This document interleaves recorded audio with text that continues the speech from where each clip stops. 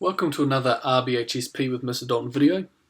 This video is part 2 of a two-part series looking at whether or not performance-enhancing drugs should be legalised in sport. This video will make a case against legalising performance-enhancing drugs. Dr. Schuster's view on the legalisation of performance-enhancing drugs in sport is in contrast to the view of the majority of academics, athletes, and armchair supporters. Richard Pound, who was a former president of the World Anti-Doping Agency, said, "The athletes don't take these drugs to level the playing field, they do it to get an advantage." He added, if everyone else is doing it, then it would lead to a vicious cycle that simply gets bigger. The end game will be an activity that is increasingly violent, extreme, and meaningless, practiced by a class of chemical and/or genetic mutant gladiators. Let's look at the Goldman dilemma. In biennial surveys conducted from 1982 to 1995, researcher Bob Goldman asked elite athletes whether they would take a drug that guaranteed them a gold medal, but at the same time would also kill them within 5 years. Incredibly, faced with this Faustian bargain, again and again, about half of the athletes said yes. Now, while this data is a little bit older, it's shocking nonetheless that such a high proportion of athletes would accept such terms just to be successful in the short term. This is a good segue into the potential problem of keeping up with the Joneses mentality. One athlete's decision to use performance-enhancing drugs also exerts a powerful effect on the other athletes in the competition. This type of win-at-any-cost mentality is pervading sports at all levels of competition and results in athletes feeling coerced to use substances just to remain on par with other athletes. This is strong evidence to suggest that policymakers need to continue to make decisions that are in the very best interest of athletes and their health. Because quite clearly, based on this evidence, it suggests that elite athletes may not make the best decision, especially in the heat of competition with all the pressures of success weighing down on them. Despite the high prevalence of performance-enhancing drug use, media attention has focused almost entirely on performance-enhancing drug use by elite athletes to illicitly gain a competitive advantage in sports, and not on the health risks of the performance-enhancing drugs. There is a widespread misconception that the use of performance-enhancing drugs is safe or that adverse effects are manageable.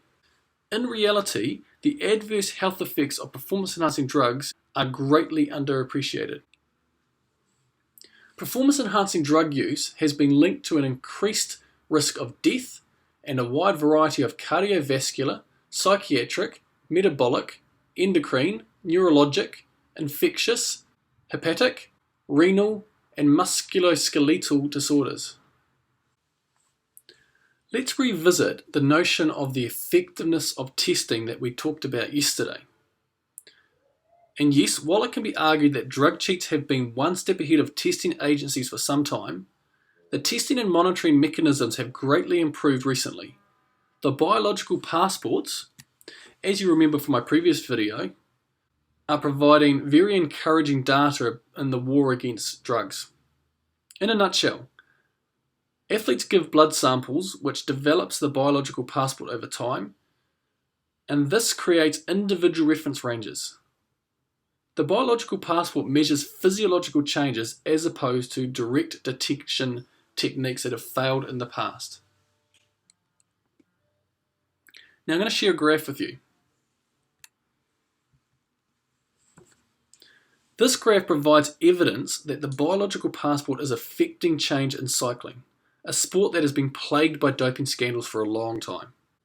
What this graph is showing is the percentage of cyclists from 2001 to 2010 that have a high reticulocyte percentage, and this happens because of removal of blood or the use of EPO, which stimulate red blood cell formation.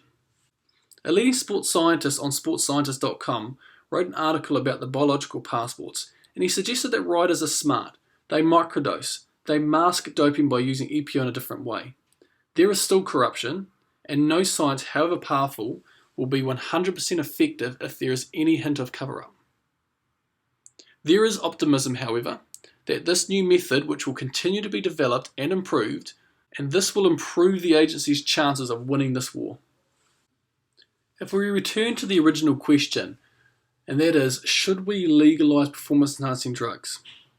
Let's look at this question with reference to the intention or the values and ethics and morals of sport. Sports that revere records and historical comparisons would become unmoored by drug-aided athletes obliterating old standards. If drugs were legalised, athletes could get caught in a sports arms race, and they would be pressured to take more and more drugs and even wilder combinations at increasingly higher doses.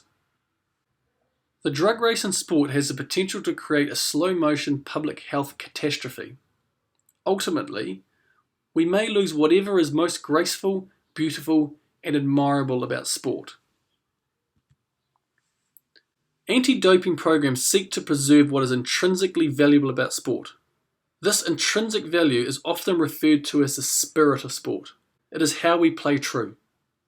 The spirit of sport is the celebration of the human spirit, body, and mind, and it is characterized by these values.